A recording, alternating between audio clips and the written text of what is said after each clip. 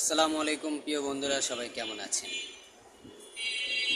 একজন পুরুষ লোক সকাল থেকে যখন বাইরে বের হয় কাজের উদ্দেশ্যে, সে কাজ করতে যেয়ে যে মানসিক প্যারার মধ্যে থাকে, যে মানসিক চাপের মধ্যে থাকে, একজন ফ্যামিলির সকল সদস্য যদি বুঝতে পারতো, নিজের মা, বাবা, ভাই, বোন এবং নিজের স্ত্রী, তাহলে সেই পুরুষ লোকের সাথে কখনোই